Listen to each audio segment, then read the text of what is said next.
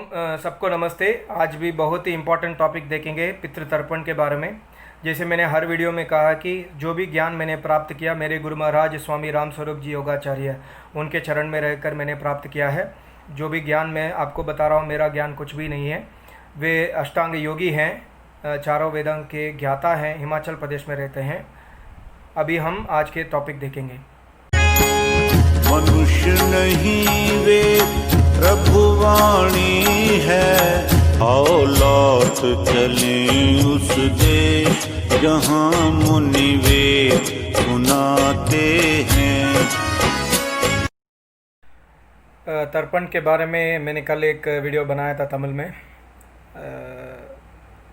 देखकर एक जो व्यक्ति है तमिल बंदा है, उसको वो शायद तर्पण करने वाला वो परंपरा से है या शायद पंडित है, पता नहीं है। तो फिर उसने मेरे आदरणीय गुरु महाराज का भी अनादर किया है उसके जो रिप्लाई में। तो फिर मैंने सोचा कि क्यों ना ये तर्पण का वीडियो हिंदी में भी बना दें, ताकि तर्पण के बारे में, क्योंकि जो भी सच होता है ना, कभी भी सच को सुनकर जो आदमी अंधविश्वास में है उसको गुस्सा आता है, उसको क्रोध आता है। तो क्रोध में वो ऐसे ऐसे बात कह देता है जो विद्वान योगी योगेश्वर को भी अनादर हो जाता है। तो फिर मैंने उसको समझाया कि ऐसा विद्वान योगी गुरु को अनादर मत करो। अथर्ववेद का 12th कांड का जो दंड है ना, वो सह नहीं पाओगे। जो एक ऋषि, ब्रह्म ऋषि है, वो भी कह रहा था कि आपके गुरु को तो तर्पण के बारे में नहीं मालूम है वगैरह वगैरह कह रहा था। फिर मैंने बोला कि तमिल वीडियो में सब कुछ मैंने एक्सप्लेन किया है। फिर मैं सोचा कि हिंदी में भी बना दूं, ताकि ये जो सत्य है तर्पण के बारे में ये सबके पास पहुंचना चाहिए। पितृपक्ष चल रहा है, अभी तर्पण करना है, तुम बोल रहे कि तर्पण नहीं है वेद में, श्री राम ने तर्पण किया है, ये है वो है करके बोल रहा था। मंदिर रामेश्वरम में जाके वो मंदिर में मत्था टेका, फिर तर्पण किया है, वहाँ पर जल अर्पण किया है वगैरह वगैरह कह रहा था। मैंने बोला कि मंदिर के बाद तो वाल्मीकि रामायण में है ही नहीं है कि वाल्मीकि ऋषि ने कहीं भी लिखा कि राम ने मंदिर में विजिट किया। हाँ, रामेश्वरम गए थे, वहाँ से लंका गए थे, ब्रिज बनाए थे, नल नील 2 इंजीनियर था उनके सेना में, क्योंकि सेना में आज भी इंजीनियर होते हैं। मेरे गुरु महाराज सेना में इंजीनियर थे, मिलिट्री इंजीनियरिंग सर्विसेज। मेरे गुरु महाराज हमेशा कहते हैं कि सेना बहुत बलशाली होता है, सेना में इंजीनियर होता, mechanical engineer, civil engineer, electrical engineer वगैरह वगैरह। वैसे ही राम के सेना में भी इंजीनियर, क्योंकि ये वेद में भी नियम है कि इंजीनियर होना चाहिए, सेना होना चाहिए वगैरह। तो राम ने कहीं जाकर मंदिर में माथा नहीं टेका, क्योंकि मंदिर का जो विधान है ये 2000 साल पहले जैनिज्म से आया। मंदिर का विधान हिंदू धर्म, इसके पहले सनातन वैदिक धर्म में टेम्पल वर्शिप प्रोहिबिटेड है, क्योंकि मना, ईश्वर खुद कह रहा है कि न तस्य प्रतिमा अस्ति अंधन्तमः प्रविशन्ति। जो मंदिर में जाकर ऐसा पत्थर को पूजा करेगा वो अंधकार, घोर अंधकार में जाएगा। ईश्वर का दंड है। इसलिए मंदिर का जो विधान है वेदों में नहीं है, और कोई भी ऋषि मुनि ने इसको फॉलो नहीं किया। चलो अभी तर्पण के बारे में सुनेंगे। मैं वेदों से भी आपको बताऊंगा, लॉजिकल भी बताऊंगा कि तर्पण वेद विरुद्ध है। तर्पण का मतलब तृप्त करना, पर तर्पण वेद विरुद्ध का मतलब ये होता है जो मर चुके हैं, जीवात्मा जो चले गई हैं, वो उनके लिए तर्पण नहीं कर सकते, क्योंकि जो आदमी मृत्यु हो चुका है उसको आप तृप्ति नहीं कर पाओगे, उसको आप सेटिस्फाई नहीं कर पाओगे। ये वेद का नियम है। पहले चीज़ है कि पितृ का अर्थ है, पितृ का 3 अर्थ है। एक जो वेद का विद्वान योगी गुरु आचार्य ऋषि मुनि है, जो जिंदा है, जीवित है, जिनसे आप वेद का ज्ञान सुन रहे हो, वो भी पितृ है। दूसरा अर्थ माता पिता, जीवित माता पिता, जीवित नाना नानी, जीवित दादा दादी, उनके माता पिता, ये सब, और बड़े बूढ़े जो परिवार में जो बड़े लोग हैं, ये सब पितृ में आते हैं।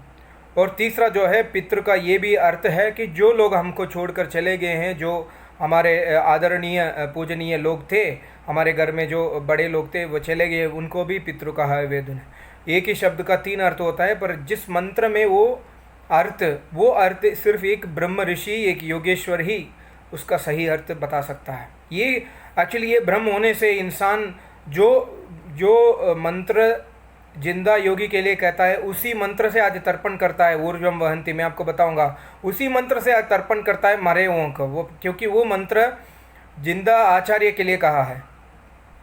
और तर्पण का अर्थ है वो भी वेद का शब्द है, पितृ भी वेद में है, तर्पण भी वेद है। तर्पयत, तर्पण का अर्थ है तृप्त करना है, किसी को सेटिस्फाई करना है, उसका तर्पण बोलते हैं। जो मर चुके हैं उनके बारे में कोई भी ग्रंथ में आज तक, जैसे कोई भी ग्रंथ मतलब जो ग्रंथ वेद के ऋषि मुनि आचार्य लोग ने लिखे हैं, जैसे वेद छोड़कर, 4 वेद तो किसी ने लिखा नहीं है, तो ईश्वरीय ज्ञान है, उसको छोड़कर ब्राह्मण ग्रंथ, जैसे ऐत्र ब्राह्मण हो गया, शतपथ ब्राह्मण ग्रंथ हो गया, ऐसा बहुत सारे ब्राह्मण ग्रंथ है, तांड्य ब्राह्मण वगैरह, उसमें कहीं कहीं भी पितृतर्पण के बारे में जो मर चुके हैं उनको तर्पण करो ऐसे नहीं लिखा। 6 शास्त्र, न्याय शास्त्र, योग शास्त्र, संख्या शास्त्र, वैशेषिक शास्त्र, वेदांत शास्त्र, मीमांसा शास्त्र, ये 6 ऋषि लोगों ने लिखे हैं, इनमें भी तर्पण के बारे में नहीं है। जो मर चुके हैं उनको तर्पण करो, जल दो, उनको अन्न दो, वस्त्र दो, धन दो, ये विधान नहीं है। और स्मृति, मनुस्मृति, यज्ञवल्क्य स्मृति, ऐसा स्मृति लोग आज 40 के ऊपर स्मृति ग्रंथ है, कोई भी ग्रंथ स्मृति ग्रंथ में तर्पण के विधान नहीं है, तर्पण के बारे में नहीं है। सूत्र ग्रंथ, आपस्तंभ सूत्र हो गया, गृह सूत्र हो गया, ये सूत्र ग्रंथ जो भी है आज, उनमें भी तर्पण का विधि कहीं भी ऋषि मुनि ने नहीं लिखा है। इसका मतलब ये हुआ कि तर्पण जो आज हम कर रहे हैं, ये 2-3 हज़ार साल पहले किसी इंसान ने इसको शुरुआत किया है, आज हम सभी उसके पीछे पड़े हैं। करीब करीब 99.9% लोग हम तर्पण करते हैं, जो वेद विरुद्ध है, क्योंकि वेद में जो मर चुके हैं उनके लिए तर्पण का विधि नहीं ईश्वर ने बताया। ये भी मैं आपको प्रूफ दूंगा अथर्ववेद मंत्र से। और हम देखते हैं कि वेद के मंत्र में जाने से पहले एक हमको जानना है कि हमारे जन्म हुआ है, क्यों हुआ है और किसका जन्म हुआ है। जो मैं अभी बोल रहा हूँ, मैं शरीर के जरिए बोल रहा हूँ, पर बोल मैं रहा हूँ, मैं जीवात्मा हूँ। हम सब जीवात्मा हैं, हमारे अंदर जीवात्मा रहने के कारण हम जीवित हैं। शरीर एक इंडिकेशन है कि ये बंदा जिंदा है, ये बंदा मर चुका है, पर जीवात्मा हमेशा जीवित रहता है। पर जीवात्मा शरीर के बिना कोई भी कार्य नहीं कर सकता है। ये वेद में ईश्वर ने 10वें मंडल ऋग्वेद में 135 सूक्त में कहा कि तुम्हारे जन्म पिछले जन्मों के कर्म के फल भोगने के लिए मिला है। यही प्रूफ है, तुम्हारे जन्म हुआ, इसका मतलब है तुमको शरीर मिला है माता के गर्भ में, और माता के गर्भ में मिला है, बाहर से शरीर नहीं मिला है।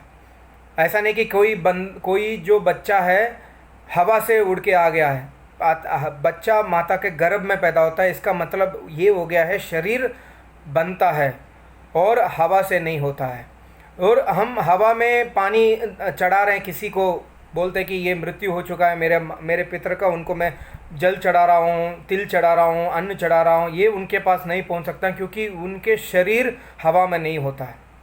ये ईश्वर, ये प्रूफ है ऋग्वेद में। हमारे जन्म ही पिछले कर्म भोगने के लिए हुआ है, तो जो मर चुका है उसका अगले जन्म हो जाता है। अगर मेरा जन्म हो गया, अभी मैं 40 साल का हूँ, मैं 41 ईयर्स पहले मैं मर चुका हूँ, तो उस समय में अगर मैं इंसान था, मेरा परिवार है, अगर अभी भी जीवित है, वो लोग मुझे जल दे रहे हैं, तर्पण कर रहे हैं, वो जल पानी अन्न मुझे नहीं पहुंच रहा है क्योंकि मैं इस मुंह से खाना खा रहा हूँ, इस शरीर से आनंद ले रहा हूँ, सुख ले रहा हूँ, कार्य कर रहा हूँ। वो वहाँ पर जो तर्पण किए जा रहे हैं ना, वो मेरे पास नहीं पहुँचता है। ये हर इंसान को सोचने वाली बात है। और हम सब अभी इसमें फंस चुके हैं। इससे निकलने के लिए क्या चाहिए हमको? वेद का ज्ञान चाहिए, क्योंकि वेद ईश्वरीय ज्ञान है। ज्ञान दिए बिना कभी ज्ञान नहीं होता, इसलिए ईश्वर ने वेद के जरिए ज्ञान दिया इंसान को। हम अगर वेद नहीं सुनते तो हम अंधविश्वास में पड़ते रहेंगे। अभी आप ये अथर्ववेद मंत्र देख लीजिए। ये मंत्र है अथर्ववेद का 8th कांड में पहला सूक्त में एक मंत्र है, उसमें है वो मंत्र। अभी मैं आपको स्क्रीन में दिखाऊंगा। उस मंत्र है ओम माते मनः तत्र गान्मातिरो भून्मा जीवेभ्यः प्रमदो मानुगाः पितॄन् विश्वे देवा अभिरक्षन्तु त्वेह। इसमें पितॄन् का शब्द आया, पर इस मंत्र का अर्थ हमको जानना है। इस मंत्र का अर्थ मेरा नहीं है, मैंने मेरे गुरु महाराज स्वामी राम स्वरूप जी से मैंने 1-2 साल पहले सुना था, मैंने नोट किया है, मैं आपके शेयर कर रहा हूँ। क्योंकि ये मंत्र ऐसा मंत्र है जो स्पष्ट कह रहा है कि तर्पण का जो आज हम कर रहे हैं ये वेद विरोध है। यही मंत्र कह रहा है। कैसा? देखिए, इस मंत्र का अर्थ ये है, मैंने जो नोट किया मैं आपको सुना रहा हूँ।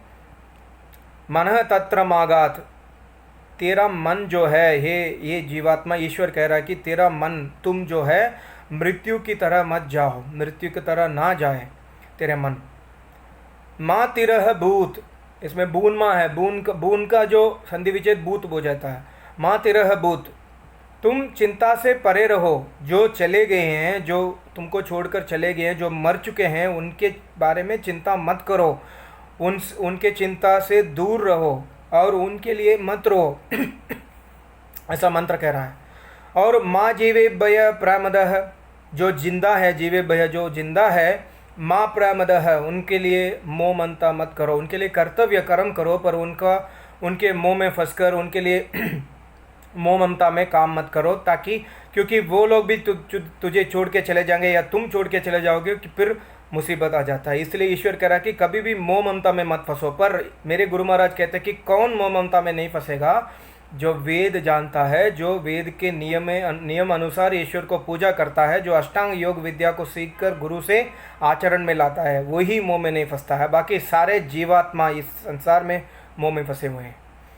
और पितृन मानुगाहा, पितृन मानो, इसमें पितृ का शब्द है, इसमें कहा है पितरों के पीछे मानुगाहा मत जाओ। मतलब पितरों, यहाँ का पितृ का अर्थ है, मैंने 3 अर्थ बताया ना, इसमें तीसरा अर्थ है जो तुम्हें छोड़ के चले गए हैं, जो मर चुके हैं, उनके पीछे मत जाओ। अगर उनके लिए, ईश्वर कह रहा है पितृन मानुगाहा, वार्निंग दे रहा है, अगर उनके लिए, उनके पीछे पीछे, उनके याद में ये आज जो भी क्रिया कर रहे हैं, तर्पण श्राद्ध वगैरह अगर करोगे, तुम भी जल्दी मौत को प्राप्त होगे। ईश्वर का वार्निंग है, ये भाव है इस मंत्र का। और विश्वे देवा त्वा अभिरक्षन्तु, अगर ऐसा करोगे, अगर पितृ के बारे में चिंता नहीं करोगे और आज के जीवन जियोगे, इसमें कहा कि तेरा इस शरीर को रक्षा होगा। कैसा रक्षा होगा? अभिरक्षन्तु विश्वे देवा, सारे देव लोग, जैसे सारे देव मतलब जो जिंदा विद्वान लोग भी है, और देव मतलब जड़ देवता जो है 33, ये सारे तुम्हारा रक्षा करेंगे, ये इसका अर्थ है। तो इसलिए पितृ के बारे में सोचना नहीं। हम तर्पण में किसके बारे में सोचते हैं? उनको जल देते हैं, उनके बारे में सोचकर उनको जल देते हैं। मेरा दादाजी का मृत्यु हो गया, मैं तर्पण में जल चढ़ा रहा हूँ उनके लिए, उनके बारे में सोच रहा हूँ। पर इस वेद मंत्र में ईश्वर ने खुद मना किया कि उनके बारे में मत सोचो, उनके रास्ते में मत जाओ, तुम मौत को प्राप्त मत हो, तुम ईश्वर को प्राप्त हो, ऐसा ईश्वर इधर आदेश दे रहा है। ये मंत्र प्रूफ है। और एक मैं आपको एक यजुर्वेद का मंत्र सुनाऊंगा। ये मंत्र है यजुर्वेद का 2nd चैप्टर, 2य अध्याय का 34 मंत्र, आखिरी मंत्र आपको स्क्रीन में दिखेगा। ओम ऊर्जं वहन्तीरमृतं घृतं पयः कीलालं परिश्रुतं स्वदास्त तर्पयत मे पितॄन्।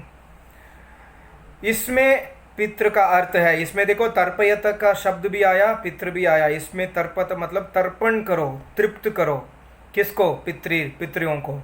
पर इसका अर्थ ये है, यहाँ पर पितृ का अर्थ है जो आचार्य है, जो जीवित है तुम्हारे घर में। ये ईश्वर कह रहा है कि ऊर्जम वहंती, तुम्हारे घर में जो आचार्य आ चुका है, तुम्हारे घर में बेटा बेटियों को, नौकरों तक ये बोलो कि मेरे आचार्य इधर आ चुके हैं, उनके लिए ऐसा काम करो। कैसा काम करो? ओम ऊर्जम, उत्तम रस वाले पदार्थ उनको खिलाओ, उत्तम से उत्तम, अति उत्तम पदार्थ। और वहंती, स्वादिष्ट जलपान, स्वादिष्ट जल हो, और उनके लिए पीने के लिए अच्छे से अच्छे जल दो। और अमृतम, औषधि से बनाया हुआ पाक, औषधि का रस दो उनके लिए। और पयः, दूध, घृतम, घी, दूध से बना हुआ अच्छे से खाना, जो घृतम घी से बनाया हुआ खाना, सब कुछ उनको दो। और कीलालम, ये कैसा दो? उनके लिए ये बनाओ श्रद्धा से, उत्तम तरीका से, शुद्धता से, अच्छे नियत से उनके लिए बनाकर उनको खिलाओ, ये मंत्र कह रहा है। और परिश्रुतम, उनके लिए ये भी रस वाला फल दो उनको खाने के लिए। और यहाँ पर ये कहा कि स्वदास्त, स्वदा मतलब तुम्हारे खुद के कमाए हुए, मेहनत से कमाए हुए धन से ये काम करो, दूसरों के धन से मत करो, दूसरों के धन के ऊपर नज़र मत करो। वो तुम्हारे जितना सामर्थ्य है उतना सामर्थ्य से तुम्हारा तर्पण करो। तर्पण कब होगा? तर्पण का अर्थ है तृप्त होना है। जो मैंने पहले कहा है, इस मंत्र में क्यों, ये भी मैं क्लैरिफाई करता हूँ, ये भी मंत्र मेरे गुरु महाराज से मैंने सुना था। यहाँ पर जो मर चुके हैं ना, डेड बॉडी पड़ा है अगर कोई, उसको हम तृप्त नहीं कर सकते हैं। जो मर चले गए हैं, वो दूसरे जन्म ले चुका है, उनको भी हम तृप्त नहीं कर सकते। जो जिंदा है उनको हम तृप्त कर सकते हैं। इसलिए इस मंत्र में पितृ का अर्थ है आचार्य, जो क्यों क्यों उनको तृप्त करो, उनको ऐसा देने से वो कैसा वो तृप्त हो जाएंगे, ऐसा भोजन खाकर क्यों तृप्त करो, क्योंकि वो तृप्त होने के बाद वो आपको वेद का ज्ञान सुनाएंगे, वो आपका अंधकार नाश करेंगे वेद का विद्या देकर, इसलिए उनको तृप्त ऐसा करो, उनको सेवा ऐसा करो। अगर तुम्हारे घर में आ गए तो ऐसा सेवा करो, नहीं तो उनके घर में पहुंचकर ऐसा सेवा करो, नमन रहो। ये पितृतर्पण का आधार है, पितृतर्पण का बेस है। हमेशा तृप्ति जो जिंदा है उनको ही किया जाता है। आज इंसान क्या करता है, माता पिता जीवित है उनको अनादर करता है, उनको वृद्धाश्रम में छोड़ देता है, वो मरने के बाद तर्पण करते हैं, वो मरने के बाद उनको याद में रोते हैं, ये कैसा तृप्ति होगा। इसलिए ईश्वर ने हमेशा कहा माता पिता गुरुजनों को हमेशा तृप्त करो, तभी तुम्हारा जन्म सफल होगा, तुम वेद विद्या को ग्रहण करने में समर्थ होगा। ये ब्रह्म रहस्य है। मैं इसी आपको दूसरा मंत्र भी सुनाऊंगा एक मिनट में। ये क्यों पितृ के बारे में है ये आप देख लीजिए मंत्र। ओम नमो वह पितरो रसाय, नमो वह पितरः शोषाय, नमो वह पितरो जीवाय, नमो वह पितरः स्वधायै, नमो वह पितरो घोराय, नमो वह पितरो मन्यवे, नमो वह पितरः पितरो नमो वो गृहान्नः, पितरो दत्त सत्तो वह पितरो देश मैतद्वह पितरो वासः। ये देखिए कितने बार पितर और नमन आया। जो पितर मतलब यहाँ पर भी आचार्य है। नमो वह पितर, ये पितर ये आचार्य आपके लिए नमस्कार। क्यों नमस्कार है ये देखिए। गोराय नमः, गोरा है जो घोर विपत्ति दुख आ गया है, जैसे प्रॉब्लम आ गया है, यज्ञ करो, गुरु के पास जाकर उनको नमन करो, प्रॉब्लम बताओ, वो तुमको सोल्यूशन देंगे वेदों से। रसाय नमः, जैसा आनंद प्राप्त हो रहा है, तुम्हारे आपके बिजनेस में तरक्की हो गया या कुछ अच्छा आनंद हो गया घर में, आप यज्ञ करो, गुरु के पास जाकर नमन करो। और जीवाय नमः, आपको प्राण सुदृढ़ हो, आपका लंबा जीवन हो, इसके लिए भी नमन करो पितरों को।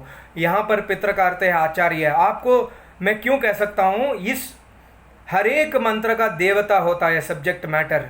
इंसान आज ऐसा यही मंत्र पढ़ के तर्पण करता है, पर उसको नहीं पता कि देवता क्या है, उसको नहीं पता है कि किससे ये वेद का ज्ञान प्राप्त करें। पंडित ने बताया, इसने बना दिया, और गुस्सा आता है कि तुमने सबको उल्लू बना रहे, तुम ऐसा सा वीडियो बना करिए, पितृपक्ष ऐसा वीडियो मत बनाओ। पर मैं सच कह रहा हूँ, यहाँ पर पितृ का अर्थ है आचार्य, उनको नमन करो। जो मर चुके हैं उनका कैसा नमन कर सकते हैं बताओ, जो जीवित है उनको नमन करो। और गृहान्न है, तुम्हारे घर में जो आचार्य, गृह मतलब तुम्हारे घर में आते हैं, उनको अन्न दो, वस्त्र दो, फल दो। यही मंत्र पहले भी मैंने बताया, उसी चैप्टर में, उसी अध्याय में, ये उसके पहले का पहले मंत्र है।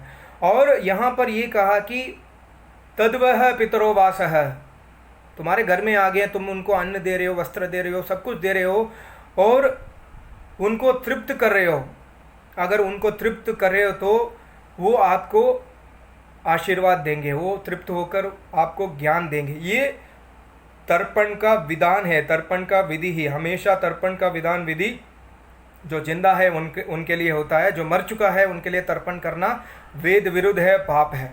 और पितृ का बहुत सारे मंत्र भी है, कि जैसे ये मंत्र है ओम याम मेदाम देवगणः पितृश्च उपासते, इसमें भी पितृ शब्द है। ईश्वर से हम प्रार्थना कर रहे हैं, मेरे जो पितृ है मर चुके हैं, वे लोग भी तुम्हारे पूजा किया है ईश्वर, मैं भी उसी बुद्धि को उपासना करता हूँ, उसी बुद्धि को मैं प्राप्त करना चाहता हूँ, ईश्वर मुझे आशीर्वाद दो। इसका मतलब ये हुआ कि मेरे घर में पितृ है, वो भी वेद का साधना किए, वो भी वेद विरुद्ध कार्य नहीं किए, वे भी आपको ही पूजा किया। तो ये सब हमको जानना बहुत आवश्यक है। अगर नहीं करेंगे तो हम अंधविश्वास में पड़ेंगे हमेशा। तो अगर मेरा वीडियो आपको बुरा लगे, आप इसका स्वीकार मत कीजिए, पर मेरे आचार्य के बारे में आपको कमेंट करने का कोई भी अधिकार नहीं है। कोई भी किसी भी आचार्य के बारे में कमेंट करने का अधिकार नहीं है। अगर वो वेद के खिलाफ बात करेगा तो अलग बात है, अगर नहीं तो वो अपना काम चलाने दो। मेरे आचार्य 40 साल से वेद सिखा रहे हैं हर एक इंसान को, मुझे भी अपनाया, उन्होंने मुझे भी वेद का ज्ञान दिया, इसलिए मैं अपने आचार्य के लिए नमन करता हूँ। आप मेरे आचार्य को नमन करने के लिए मैं नहीं बोल रहा हूँ, पर वेद विरुद्ध वाले को आप स्वीकार मत करो। वेद वाले आचार्य को आप नहीं स्वीकार करोगे तो नमन करो, उनके खिलाफ मत बात करो। सबको नमस्ते। मैं आपको दूसरा एक वीडियो में मिलूंगा। सबको नमस्ते। तब तक के लिए आप मेरा वीडियो सब्सक्राइब कीजिए, अगर पसंद आया तो सबको फॉरवर्ड कीजिए। सबको नमस्ते। ओम